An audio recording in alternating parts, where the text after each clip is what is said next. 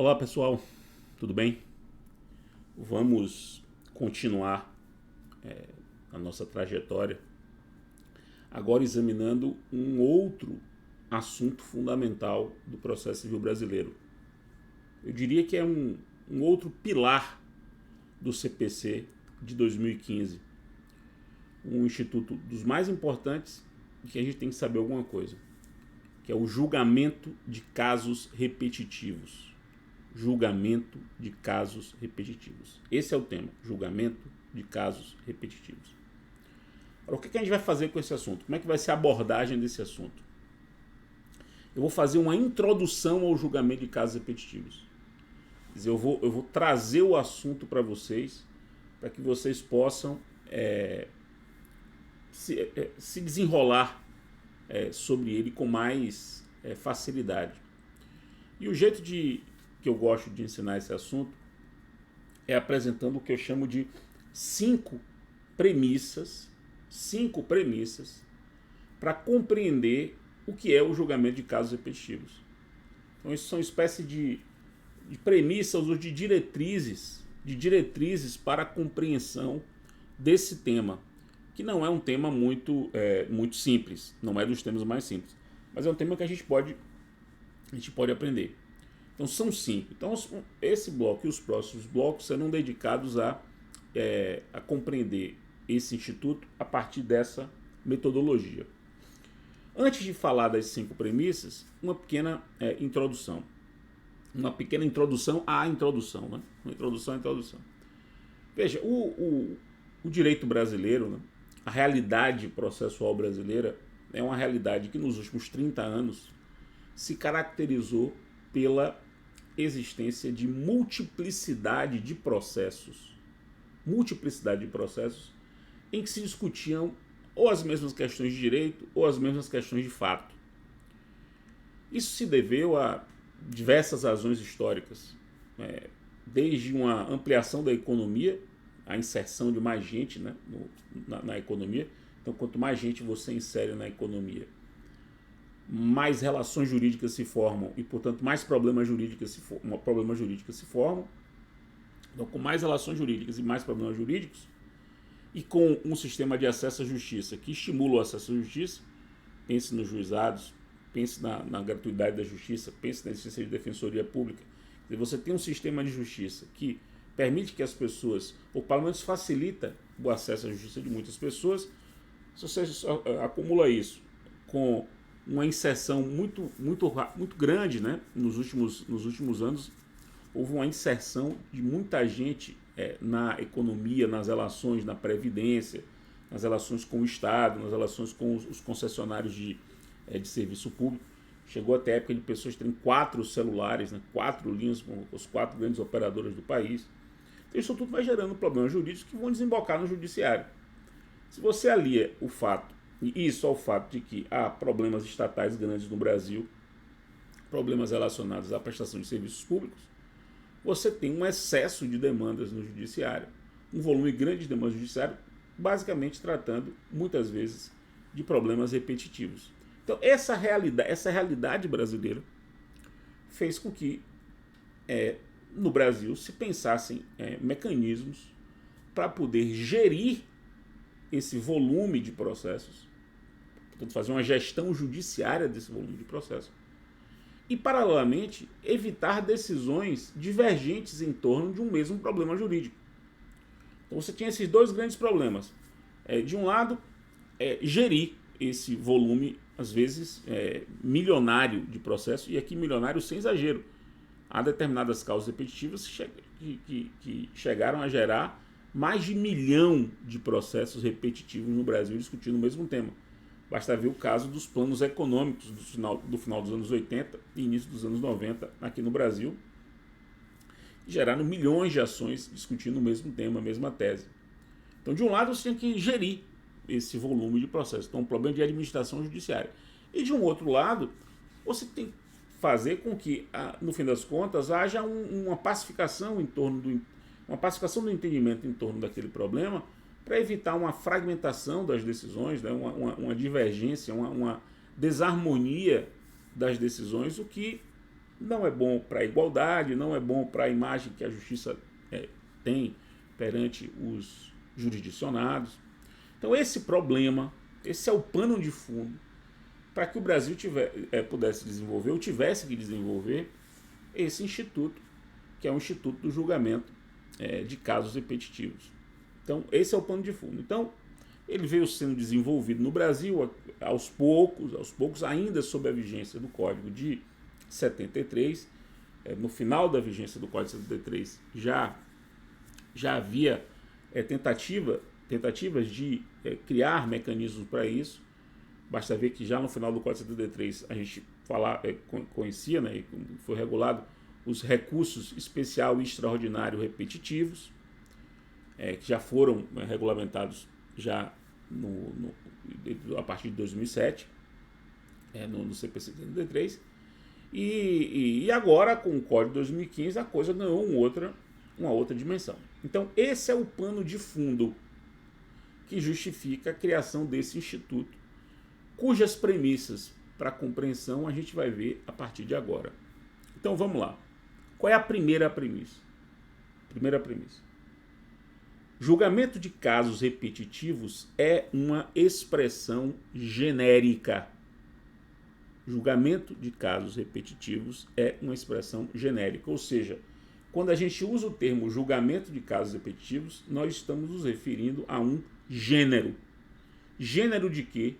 Gênero de procedimentos, de incidentes, criados com o propósito de julgar, de decidir, de resolver casos repetitivos.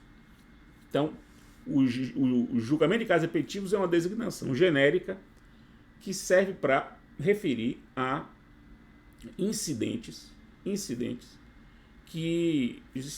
de tribunal, incidentes em tribunal, que servem para gerir e julgar casos repetitivos. Então é uma designação genérica. Onde é que a gente vê isso? A gente vê isso, meus caros, aqui, ó, artigo 928 do CPC. Artigo 928 do CPC. É um dispositivo que não é tão difundido, de um modo geral, a gente esquece de lê-lo, mas ele tem muita importância, porque ele apresenta essa primeira premissa que é fundamental: compreender que a designação julgamento de casos repetitivos, ela se refere a um gênero. Então vamos ver. Para os fins deste código, considera-se julgamento de casos repetitivos a decisão proferida em 1. Incidente de resolução de demandas repetitivas, o IRDR. 2. Recursos especial extraordinário repetitivos. Ou seja, o que o código diz?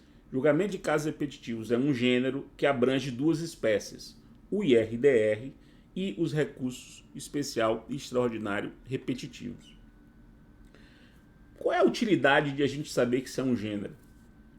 A grande utilidade que vem sendo muito difundida na doutrina e já nos tribunais também, os tribunais superiores já perceberam essa ideia, é de que se trata de um gênero com espécies,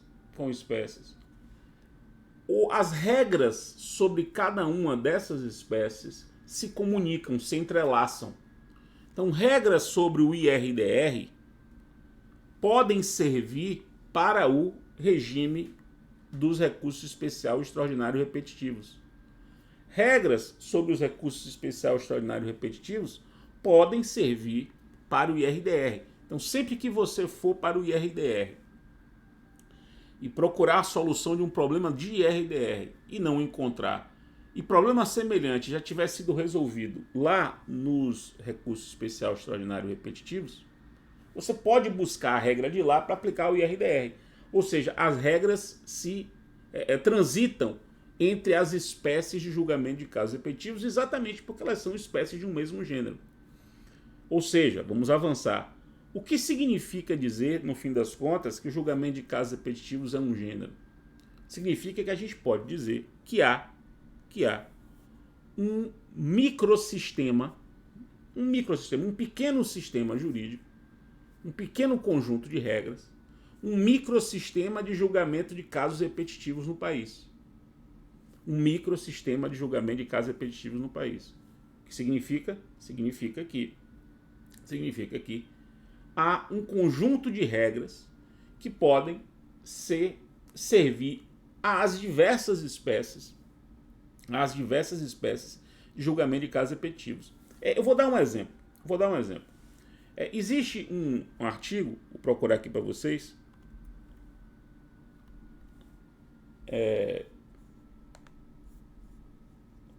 Um artigo no CPC,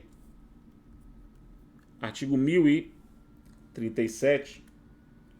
O artigo 1037, ele cuida dos recursos especiais extraordinários repetitivos. Ele tem diversos parágrafos. Um deles é o parágrafo que diz assim, parágrafos 8º e 9º, dizem que nos recursos especiais extraordinários repetitivos, os processos que vão discutir, que estão discutindo aquela mesma questão repetitiva, ficam suspensos. Mas a parte do processo suspenso, a parte do processo que foi suspenso por decisão do Tribunal Superior, pode demonstrar que seu caso é distinto e dizer, olha, meu caso aqui não é um caso que repetitivo, meu caso está fora da discussão dessa tese jurídica geral. Meu caso é diferente. Então a parte pode dizer, meu caso é diferente, meu caso não tem que ficar suspenso à espera da decisão. E pede a distinção e pede para sair da suspensão. E aí os parágrafos 8º até o parágrafo 13 do artigo 1037 disciplinam esse pedido de distinção que você pode fazer no juízo onde seu caso está tramitando e foi suspenso, para tirar o caso da suspensão. Pois bem, isso está previsto para os recursos especiais extraordinários repetitivos, mas não está previsto para o IRDR. Não tem regra expressa para isso no IRDR. O que não impede que nós apliquemos por analogia, o que já é feito. Então, também no IRDR, como também no IRDR há suspensão dos processos à espera da decisão do IRDR, também lá no IRDR as partes dos processos suspensos vão poder demonstrar a distinção do seu caso e pedir para tirar da suspensão. Então, o que é que eu quero mostrar com essa primeira premissa, que decorre do artigo 928? A importância de você perceber que existe esse microsistema composto por essas duas espécies. Cada uma delas tem o seu regime jurídico, né? Então tem as regras do IRDR, as regras do recurso especial e do extraordinário repetitivos, estão reguladas no código, mas elas se comunicam, formando um sistema de julgamento de casos repetitivos. Pois bem, isso é muito importante, é a premissa básica para compreender esse assunto. Inclusive, eu tratei desse assunto no volume 3 do meu livro, que é esse aqui, né? O volume verde, o volume 3 do livro, que eu escrevi junto com Leonardo Carneiro da Cunha. E vocês vão perceber que no volume 3 há um capítulo que se chama Julgamento de Casos Repetitivos, exatamente porque é um gênero. E nesse capítulo a gente examina o IRDR e examina os recursos especiais extraordinários repetitivos, cada um com o seu regramento, mas nós fazemos uma parte geral, que é o conjunto das regras gerais que se aplicam a qualquer julgamento de casos repetitivos. Então essa é a metodologia que vem sendo disseminada na compreensão desse assunto. Pois bem, mas há duas considerações, antes de encerrar essa primeira premissa e encerrar o primeiro bloco, há duas considerações que são importantes, considerações complementares. Eu sugiro que vocês anotem como uma observação. Veja, eu mostrei para vocês que o artigo 928 do Código 928, ele se refere a duas espécies de casos repetitivos, né? Duas espécies de casos repetitivos, o IRDR e os recursos especiais extraordinários repetitivos. Sucede que existe uma terceira espécie de casos repetitivos que não está no CPC, mas está na CLT. A CLT prevê os recursos de revista repetitivos.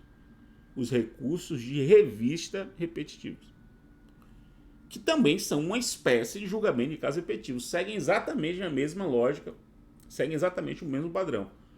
Isso é importante porque da mesma forma que eu falei, se nós tivermos algum tipo de lacuna no regramento dos recursos de registros repetitivos, vamos poder nos socorrer do regramento das outras espécies de julgamento de casos repetitivos para poder preencher essa lacuna. E vice-versa. Se lá no regramento dos recursos de registros repetitivos houver uma regra que possa ser importada para aperfeiçoar o procedimento das outras espécies de julgamento de casos repetitivos, não há problema de se importar. Então essas regras transitam entre esses incidentes de julgamento de casos repetitivos, que são incidentes em tribunal. Então é preciso acrescentar essa terceira espécie aí. Então essa é uma observação importante. A gente não vai tratar dela, porque é uma coisa muito peculiar do processo do trabalho, mas numa abordagem teórica introdutória, e se, por exemplo, a prova for uma prova dissertativa, uma prova oral, você fazer esse registro é uma coisa importante para deixar a sua resposta uma resposta mais completa. E a segunda observação é a seguinte, essa é um pouco mais sofisticada, vamos chamar assim. Vejam bem, existe um instituto no código que se chama centralização de processos repetitivos. Centralização de processos repetitivos. A centralização de processos repetitivos está prevista no contexto da cooperação judiciária, como um desdobramento da cooperação judiciária, da relação entre órgãos judiciários. Está aqui, ó, parágrafo 2º do artigo 69. Parágrafo 2º do artigo 69, inciso 6. Ó. Inciso 6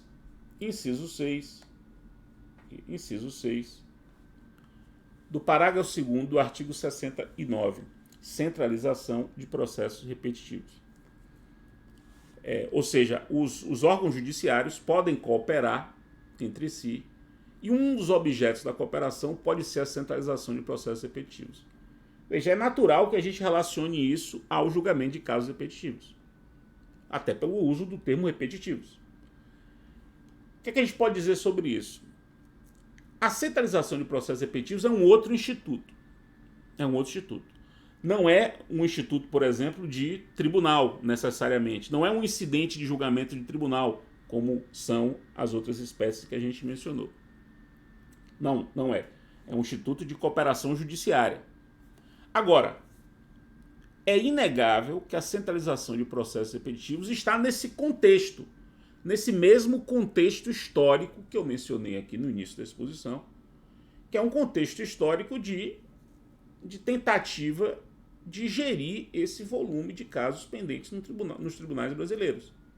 Então, a centralização de processos repetitivos está nesse contexto histórico, mas não é um incidente de julgamento de casos repetitivos, mas compõe o conjunto das regras de enfrentamento do problema das causas repetitivas no país.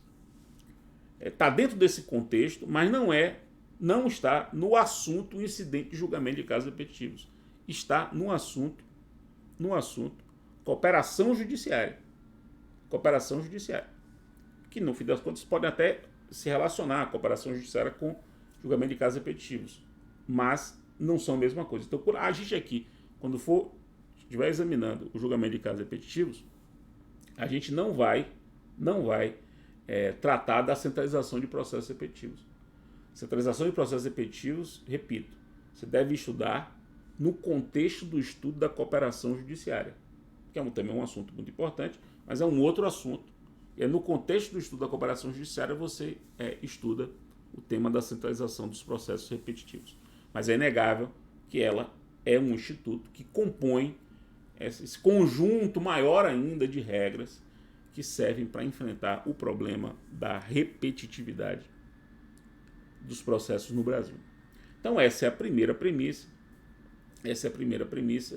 Faltam ainda 4 premissas para poder compreender o sistema de julgamento de casos repetitivos, mas por hora a gente encerra esse primeiro bloco.